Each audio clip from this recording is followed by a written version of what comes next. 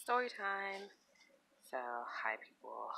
You know, they say that when you're going through things, the best way to resolve the issue is to talk about it with someone you trust. And I don't know who they is, and I don't really have anyone to talk to because it's just me, myself, and I. So I figured I would disclose this information to the two people who actually watch these videos. So I'm about to have a freaking brain aneurysm because apparently I suffer from PTSD and I did not realize just how real it was. I've gone through some things in my life. I am a survivor of domestic abuse, and today, like literally probably about an hour ago, I was filling out some court paperwork for two separate situations. One packet was for my divorce. I got married literally in like 2003. We separated at the beginning of 2005, and I literally have not seen or heard or talked to this joker since. And yes, it is 2019, and I still haven't gotten a divorce. I keep forgetting about it, but that didn't hit me as hard.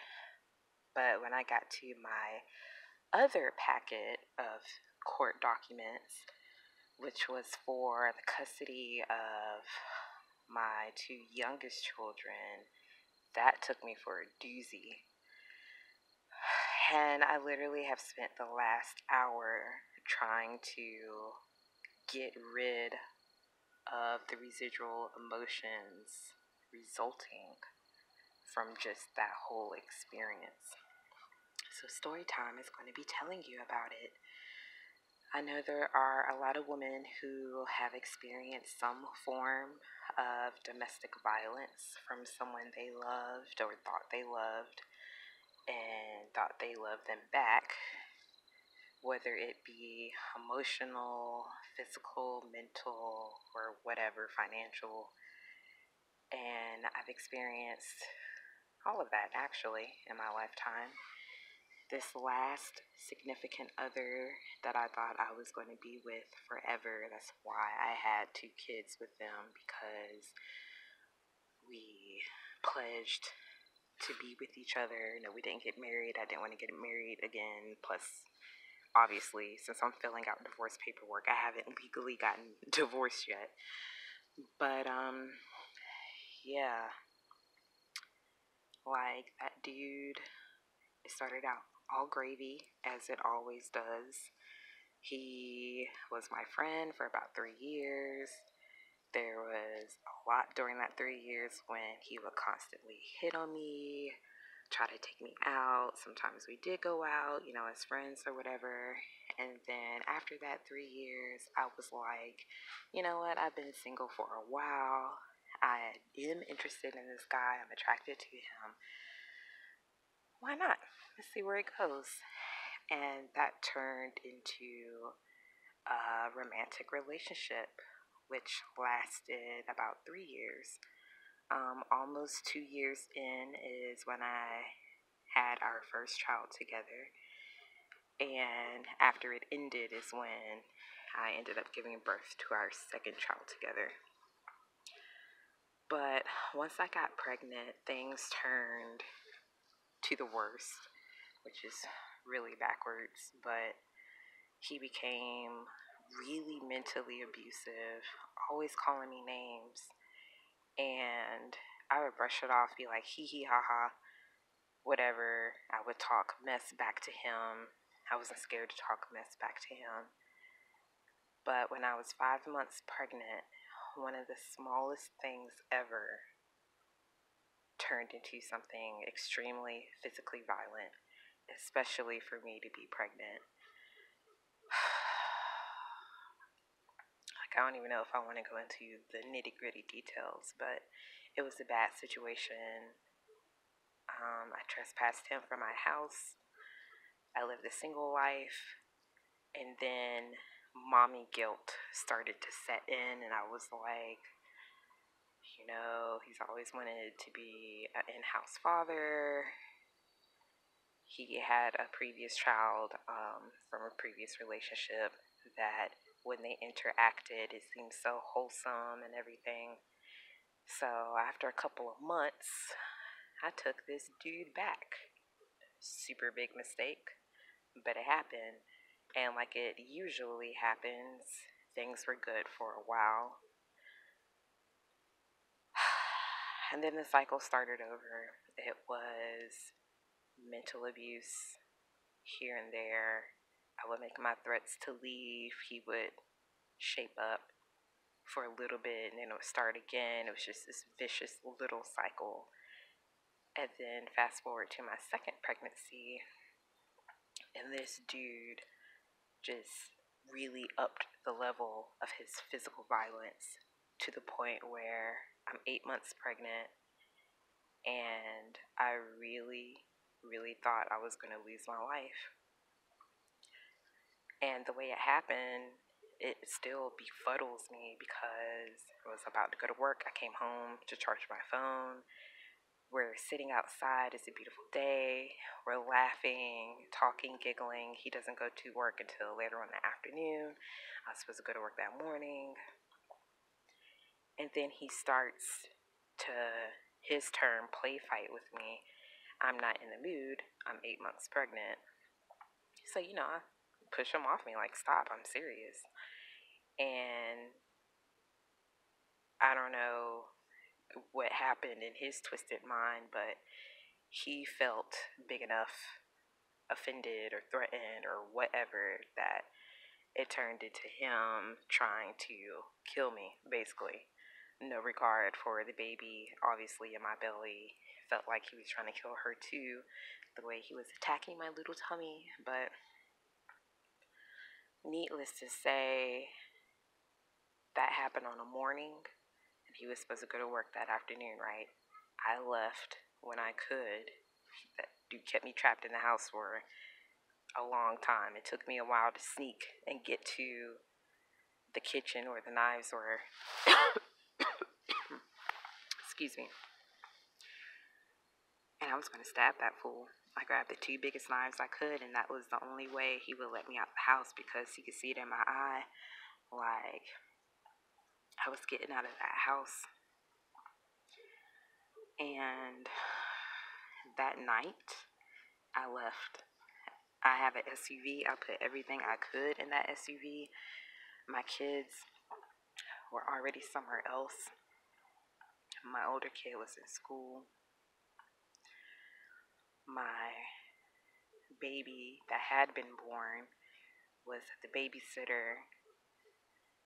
And as soon as I knew that dude was out of my house and at work, I took everything important for my children.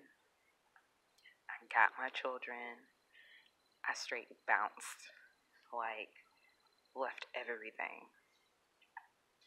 The next day, when I confirmed again that he wasn't at the house, I came with my parents, a moving truck, and I got the important stuff for the kids because, I'm pregnant. I got a kid in school, and I had my 1-year-old. I got their clothes, their food, their bed, my TV. Everything else, left it. Washer, dryer, a lot of my clothes, my video games. I'm such a gamer. The Xbox, my Blu-ray, my sound system, DVDs. I even left important stuff like my passport, my wedding album, some yearbooks from high school, other books, stuff that I liked, pictures. I mean, it was a lot. Everything in the kitchen, I just left it. Dishes, pots, pans, you name it, it was left behind. Took my dog, took my kids. Well, my kids were already gone, but took my kids' stuff. And I was out. Never went back. And I ended up getting a domestic violence protective order granted. And still in effect for right now. And having to go to court and actually see this dude was extremely stressful. Mind you, I was still pregnant. I thought I was going to go into labor a month early. Like, I'm in the courtroom having contractions, fat as fudge. And I was already high risk pregnancy with our first child together. My water broke at 27 weeks or 24 weeks. Either 24 or 27, I don't even remember, but I believe a lot of that was because of the stress I was under. I had to stay in the hospital until they induced me at 34 weeks, and my baby boy was born 6 weeks premature. But he's good right now. But ever since that, I was considered a high risk pregnancy, and he knew that. So just the way that he treated me when I was pregnant, the day that happened when I was 8 months pregnant and this dude tried to murk me, I don't care what nobody says. He says he was just playing, but if I'm going in and out of consciousness and you got your whole body on my 8-month pregnant high risk belly, you have no concern or regard for my life or this unborn child. You trying to murk me.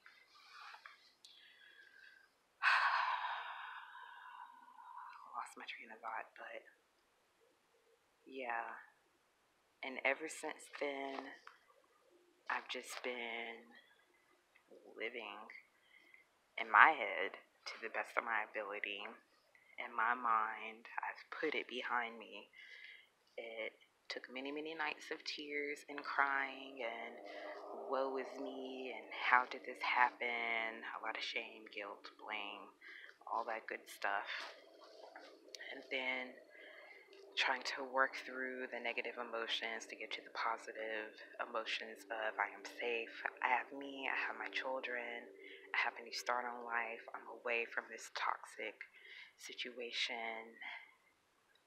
Anything is possible in life. It took a lot of time to get to that point. This incident between us where I left, that happened August of 2018, and it's now what, April of 2019. So in the grand scheme of things, it hasn't been that long, but having 2 kids under 2 keeps you so busy, plus working full time, plus having 2 other kids, plus, just being a single mom trying to make it in this crazy world. You stay occupied. And I thought for the most part I was over it until I got to this daggone court paperwork. Oh my God, I cannot tell you the level of anxiety I experienced just thinking about having to put my address on the court paper. He doesn't know where I live. No one knows where I live except for my immediate family.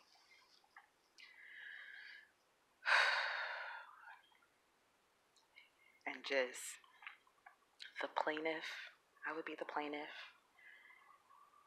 Like, trying to fill out the plaintiff's address, knowing that that would be on a court document that could be potentially found. Like, even talking about it right now, my heart is like racing, palpitating, skipping beats, about to just stop.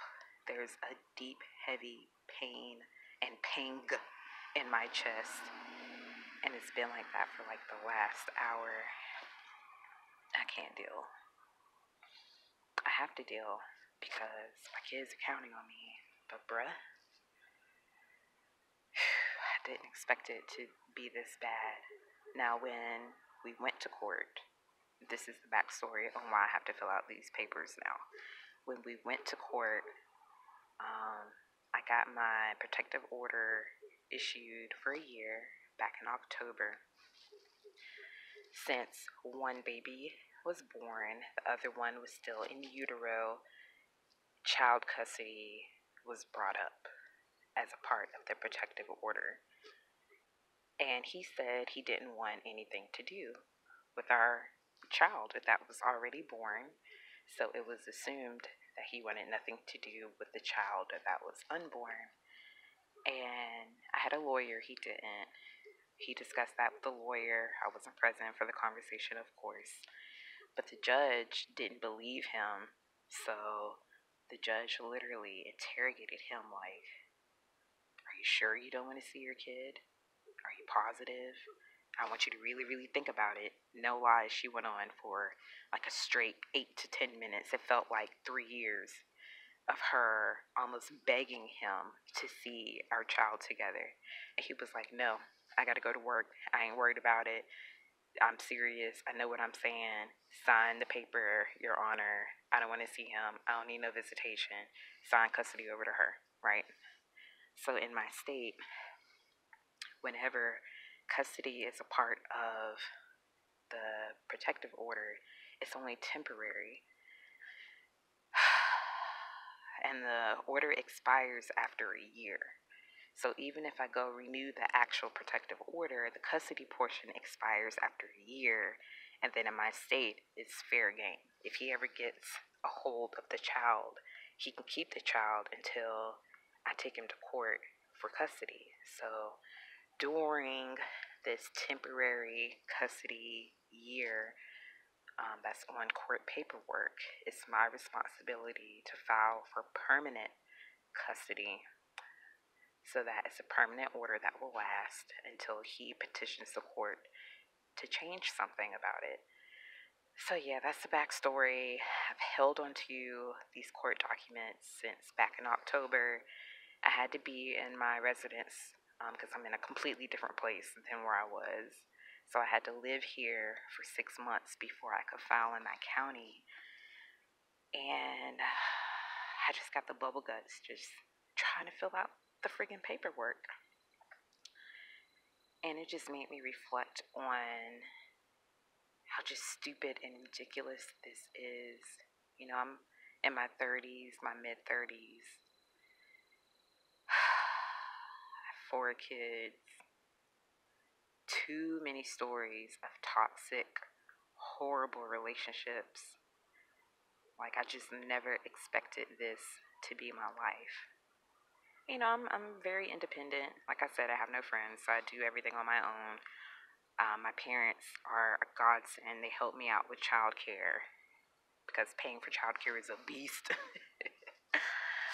But other than that, you know, I pay my bills, I feed my kids, I take us where we need to go, I go to work, I come home. But never in a million years did I think I was still this deeply affected by what happened. Like, I got stuck at the address part, and I know I need to fill this out.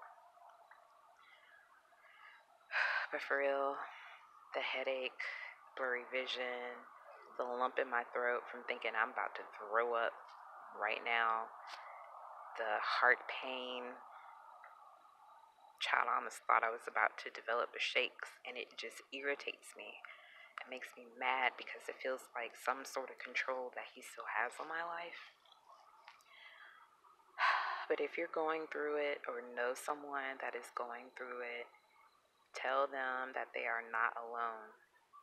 Tell them that you are there for them, and it's okay to talk about it. We need to be more aware about it. You know, I saw a meme on social media that says every woman knows a female that has been raped, but dudes never know another rapist.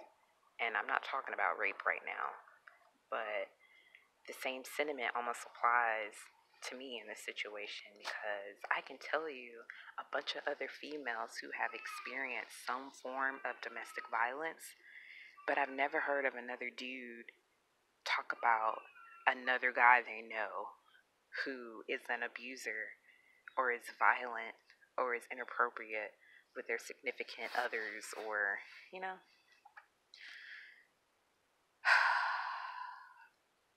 I don't know. So yeah, I guess that's my rant and ramble. If you've gone through something, feel free to message me. Leave a comment, share your experience. I know this is social media in a sense, and I'm putting all my business out there, saying feel free to put all your business out there, but they say the truth shall set you free. And in a sense, I do believe that. I know I don't want to keep living with these emotions, these side effects. I'm not paying for a psychologist or a therapist, and with my mentality and my alleged intellect, every time I try therapy or whatever, they're just so standard, textbook, corny, in the box minded that I can't deal and cope. Half the stuff that they say to me, I've already said to myself, and the other half is just so bogus out there. It's like they're not listening to me. So, no need to suggest therapy. Some good old fashioned peer to peer talking may do the trick. But I guess I just wanted to make this video to, like I said, put the truth out there, make myself feel better for talking to someone, even though I don't know who you are behind that screen. And maybe it will help somebody else just to know that, you're not alone. We all go through some crazy stuff. And I know in most of my videos, I look busted and I'm like really chunky right now. I don't know if you see my cleaning videos, but homegirl is thick in all the wrong places. But honey, I am very intelligent, very charismatic, and used to be very shapely. Just had a baby, had all this depression from this crazy traumatic everything, and honey, I've been eating my feelings left and right. But when homegirl gets off of that, I'll be back right, okay? And y'all haven't seen me done up, but I clean up very nicely. I can get cute for you. I'm not going to because I'm too tired with all these 15, 11 kids, but I'm not a waste of space. I deserve to be treated nicely. Whenever I'm ready, I know that maybe I'll put myself out there to accept a relationship. Not right now, because obviously I have some healing to do, but you're a beautiful person too. If you've gone through something like this, don't hold it in. Don't let the fear take control of your life. Stand up, be you, be true to you. You're still beautiful. You still can.